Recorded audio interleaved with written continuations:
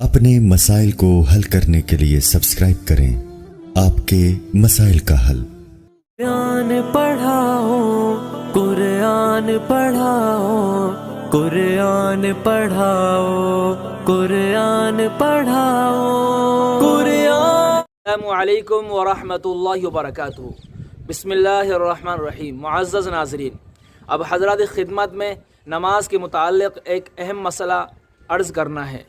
मसला यह है कि जो शख्स इमाम साहब के पीछे नमाज़ पढ़ रहा है, वो शख्स इमाम साहब के पीछे सूरह फातिहा पढ़े या सूरत पढ़े, यानी पढ़े या ना पढ़े, क्या मसला है उसको समझना है।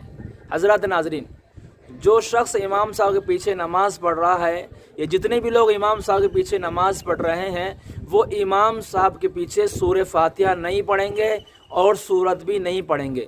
बिल्कुल उनके लिए मना है कि वो इमाम साहब के पीछे सूरह फातिहा और सूरत ना पढ़ें।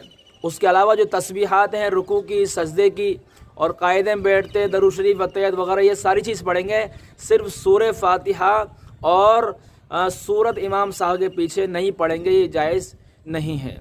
मुअज़्ज़िज़ नाज़रीन, इसलिए कि इमाम साहब की ज़िम्मेदारी में वो शख्स खड़ा हुआ है। इमाम साहब के ऊपर सजदा सहू होगा तो सारे मुक़्तदियों को भी सजदा सहू करना होगा। इसलिए कि हदीस इब्न माजा की मन कान लहू इमामुन फ़क़िरातुल इमाम लहू, कि जिस शख्स का कोई इमाम हो, वो इमाम साहब की क़िरात उसके लिए काफ़ी हो जाएगी। जो इमाम साहब के पीछे नमाज़ पढ़ रहा है, तो इमाम साहब का पढ़ना उस शख्स के लिए काफ़ी हो जाएगा, उसको पढ़ने की ज़रूरत नहीं रहेगी। तो हज़रत नाज़रीन, इसीलिए इमाम साहब के पीछे जो लोग सूरह फातिहा पढ़ते हैं और सूरत पढ़ते हैं, उनके लिए रुकना चाहिए, उनके लिए इससे जो है बाज रहना चाहिए कि वो इमाम साहब के पीछे इस तरीके से ना